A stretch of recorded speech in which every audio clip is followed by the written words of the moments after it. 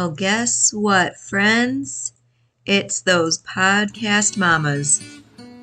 Back again, full strength. Can't believe it. It's time for you. Mom and Dad says what you gotta do. We don't care if you ain't tired. Take it from the one whom you so admired. It's bedtime for Ella Missy. Don't you cry or go and hiss it. No more games and no running around, 'cause we don't wanna hear another sound. Just take your bell and get tucked in and don't make us swear again and again. Welcome back to the show. It has been so long. It has been a bit. It has been a minute, yes. And I am Carly, here with the fabulous godmother of Ella, Nicole. Hola. And we took a massive break, and an unexpected massive break, I might say, because life got the best of us due to our sons going away to college.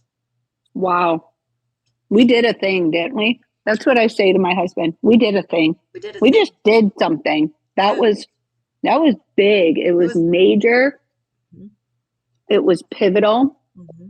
I literally felt hungover after I dropped. Literally, I did. No, that's a great description of how it felt. You were so mentally and physically exhausted from doing, just going through the motions of it all. And tell me, you have your younger daughter Mia, who Ella loves and adores. How is Mia doing with Ben being gone?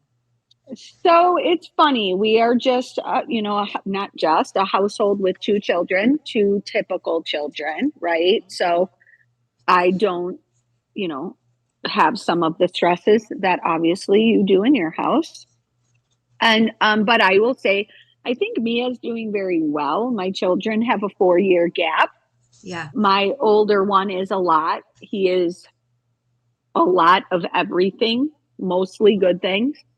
But he's just a lot. He gives a lot. He takes a lot though.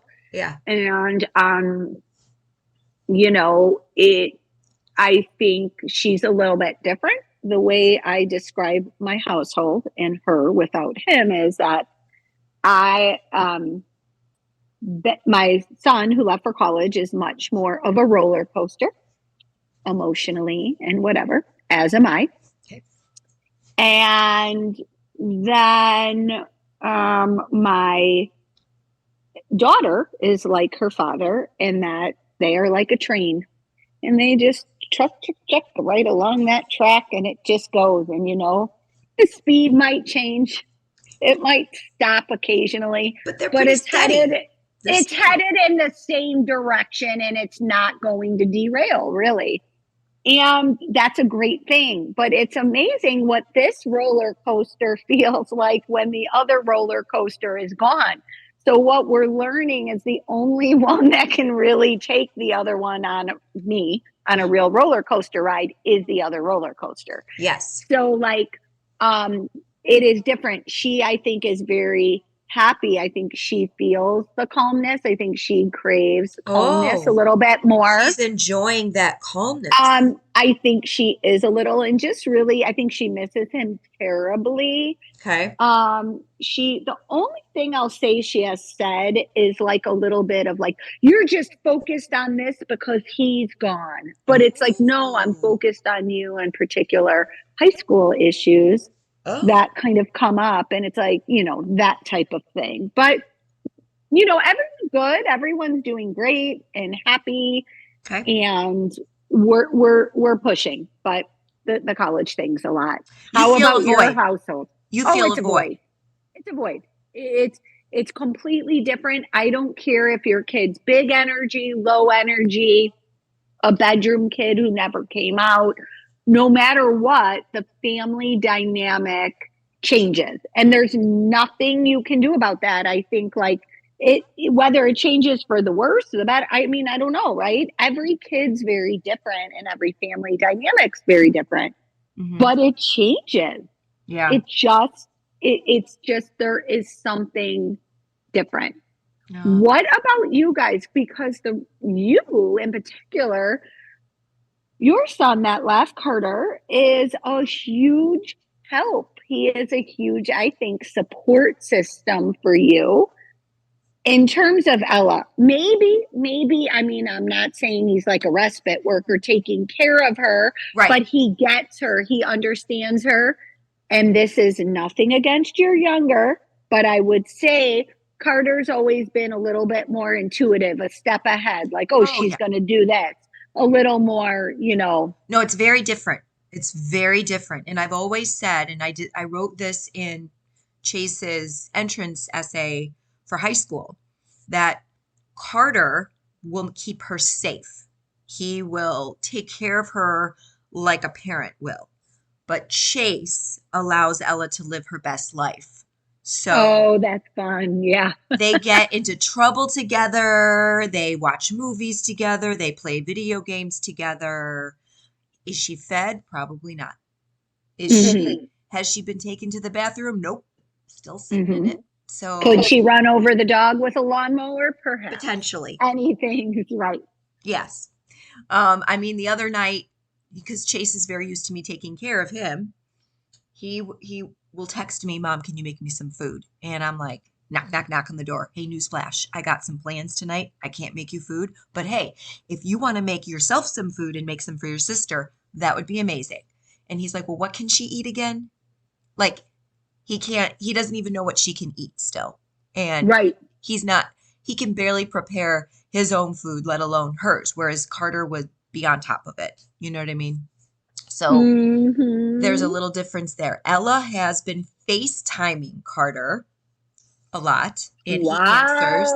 That's so fun. It's so sweet, and he's been a doll with picking up her FaceTimes. It's been very, very sweet. I almost feel like because Carter is the opposite of the Ben.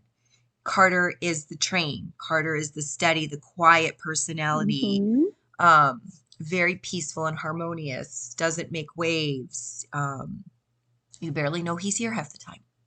So I almost feel like our relationship's gotten to be a little bit more exciting and fun because now when he calls, it's exciting for him to share with me, and I'm so excited to hear from him. So yes, I have loved that. And Chase, who said, I won't miss him, I don't care, I'm glad he's gone, all those things, he has slept in his bed.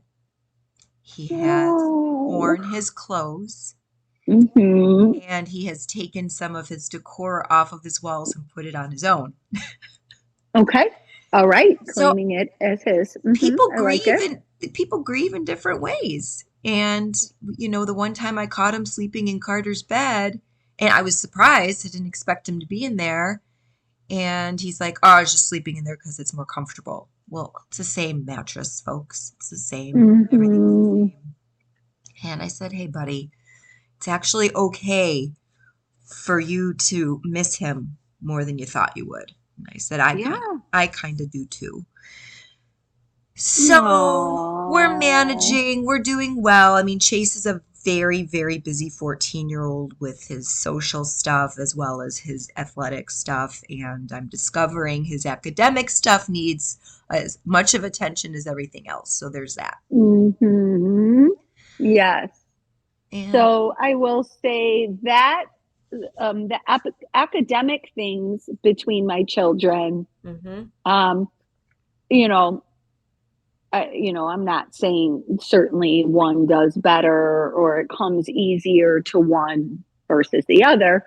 I will just say the one that is at home still is a little bit more on top of things and a little bit more detail oriented and a little bit more of a perfectionist. So you just kind of feel like you trust she's always doing her best. You don't feel like you need to remind her, ask her, correct her. The other one requires a little bit more energy, follow up, nagging, crying, begging, contemplating. I mean, I am honestly saying that I'm a little fearful for when this is Chase in Uh-huh. college because I'm Mm-hmm. envisioning he's got some similarities to Sir Benjamin.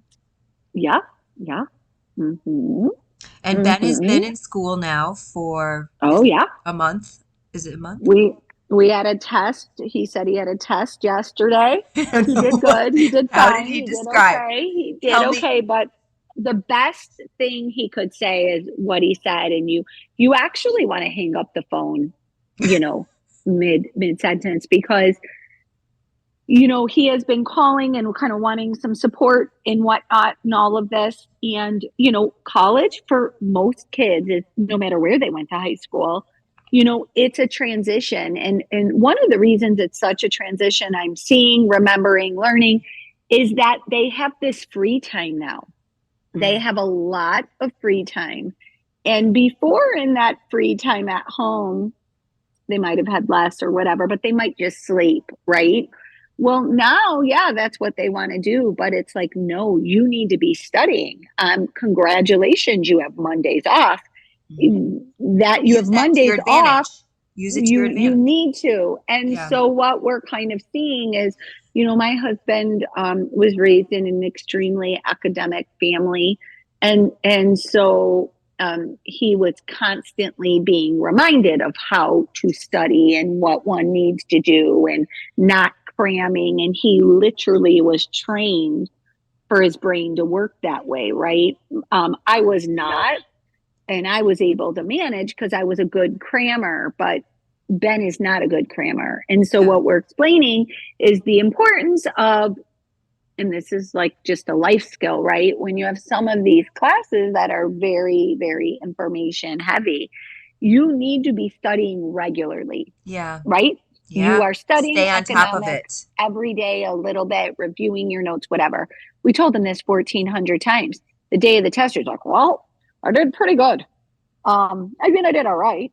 I got to be honest with you. I mean, if I would have studied a little more than those 3 days at the end, and you just want to hang up the phone, you're like, it's like clearly he needs to come to these things on his own, right? Like, and Yeah. that's what I think for so much with our children. It's so important is like we talk about this raising adults. They need to fail, and I'm telling my husband. I I know. mean, I certainly don't want him to fail, but like I'm telling my husband, you can say it till you're blue in the face. This child is the type of child, now adult, he can vote, that needs to learn it when he learns it, how he learns it.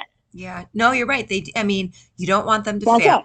You don't want them to fail at all. But it's like they need to have something happen in a negative way in order for them to learn, oh, that skill, that approach doesn't work anymore. I need to do something different if I'm going to keep up Yeah. with this workload. And you're right. It is very, very hard to sit down after every lecture and course and just kind of review what you learned. Well, and on that Ugh. note, we're always making these connections with like the special needs community or parenting special needs children. Yep. And I must say, like, I think of you and some of the conversations we have. Well, we haven't been podcasting, we've been talking and chatting and catching up. And, it's like so interesting. Here you are with this daughter who has special needs, right? And that's your day to day life. One is not learning from her mistakes, possibly, right? So you're like, go ahead, do that.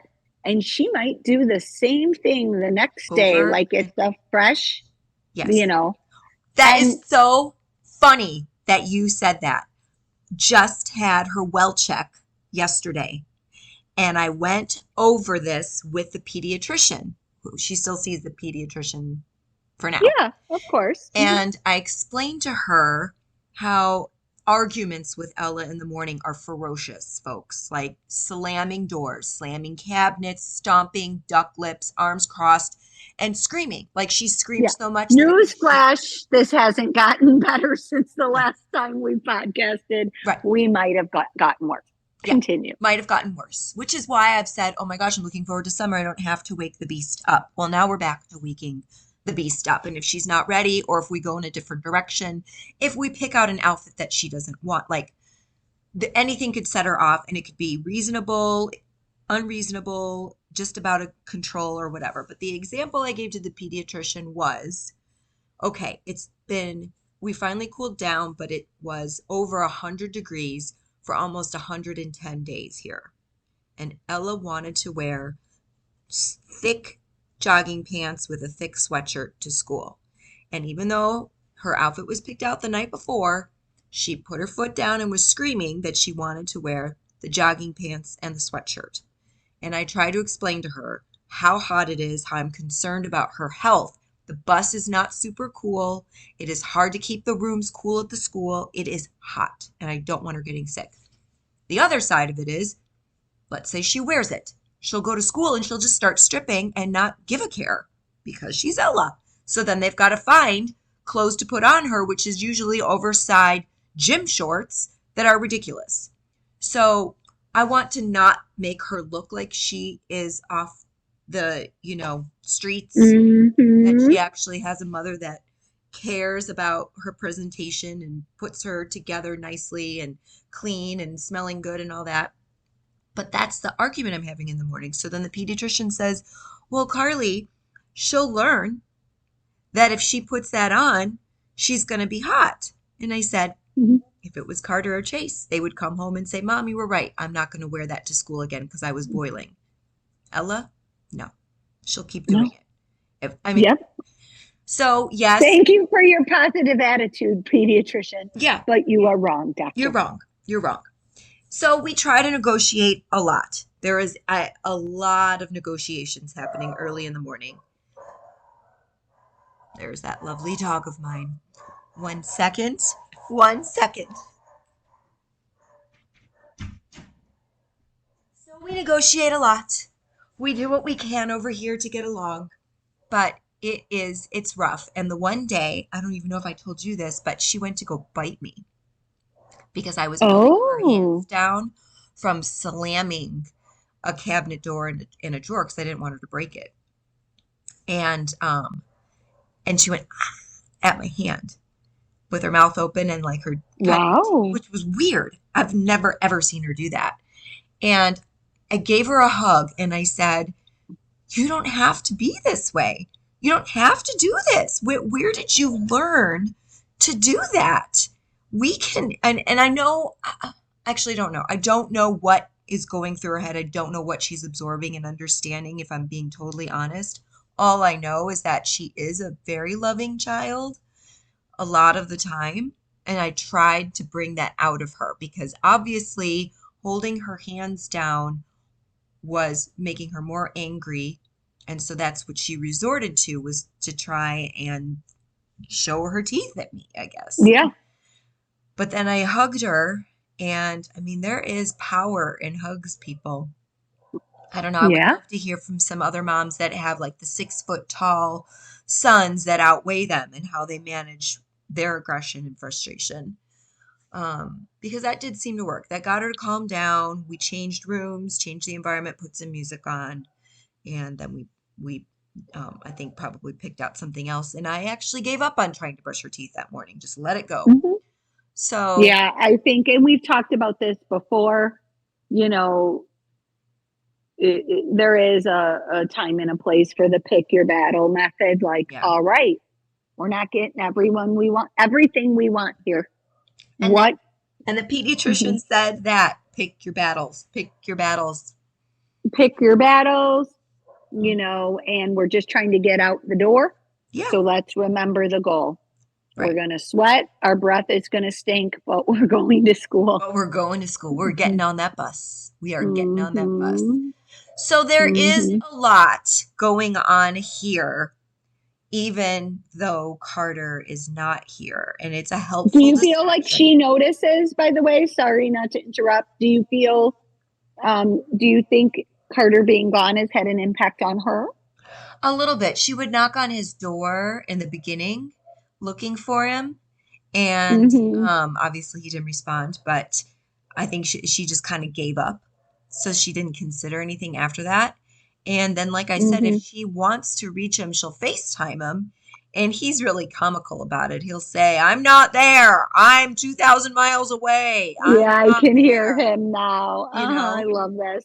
he's just so matter of fact. He ain't holding back. It's great. It's really, really great. But we are going to all go see him for a family weekend, which I'm very much looking forward to Ella seeing all of this and her taking it in. I'm going to bring several bottles of Imodium.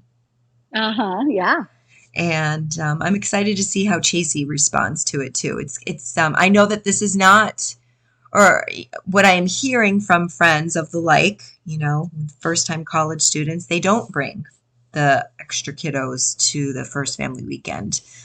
So we're going to see how this goes. It could be the first and the last. Who knows? Right. And I've also heard from other parents, like it was so funny. Obviously Ben is our first, but people in the community or friends or whatever, where it's not their first, some people are sending their fourth or whatever. And it was funny. They were like, oh my gosh, no, we're not going. Family weekend is so busy and crazy down there, and it's a crappy football game and whatever. And I'm like, oh, really? Like, I hadn't even thought about that because I was just so excited to go see him that weekend. But you know what?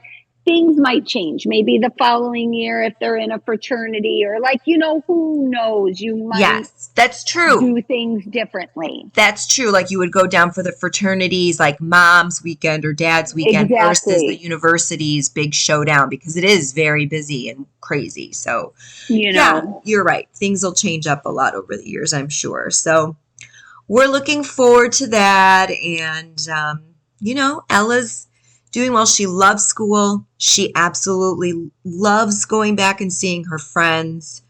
I still do not have any hopes of finding a day program, but fortunately she's got this year and next year still at Desert Mountain, so I don't have to worry about it just yet. But she's been spending time with Jordan, her boyfriend. He got a new How is that going? Good. Jordan likes to only do certain things, which involve his phone and his iPad, and that's it. Yeah. I do remember that those two devices are involved in every move he makes. Yeah. And when they're not included, he gets kind of frustrated and angry. So he's got a new caregiver who is Hannah's best friend. And so the four of them are now going out together on the weekends and getting Jordan out more. So as tough as it is and as miserable as he seems, they are working through it. And hopefully something good will come from it. So that's my hope and prayer for him and for his mom, who I know is really trying to help him break out of this, rut of only really being happy when he's on a phone or an iPad and at home. He really just loves to be at home. So we'll see. Wow. We shall see. We only have a few more minutes left, believe it or not, for today's show. But we're going to have Miss Laura on next week, and she's going to chat about what updates she has as we start the school year. And then it's you and I back again. Maybe we'll have to invite Carrie back and get an update on her with Jordan. I would love to hear from Carrie. Yeah. I think that would be great. I'd love to hear about her new caretaker, what brought that about. Yeah. Those types of things to just, and how Jordan's acclimating being back in school too. So exactly. That would be great. Just like anybody else, there's not special needs kids are very, very different in what they present for issues, where their strengths are. I know that Carrie has said so many times, oh my gosh, I'd give my right arm for Jordan to be like Ella is with this. And I tell her I'd give my right arm for Ella to keep her pants dry and for me to be able to let her off the bus and walk in the house freely versus me wrangling her and bringing her in the house. So it's about counting your blessings and, as we talk about all the time, and just giving gratitude for, whatever position you're in. Right? It is so incredibly true, Nicole. I mean, every time you say it, even the most frustrated, of moments, we really need to remember that a grateful heart is a magnet for miracles. miracles. Thanks for listening, everybody. See you next time.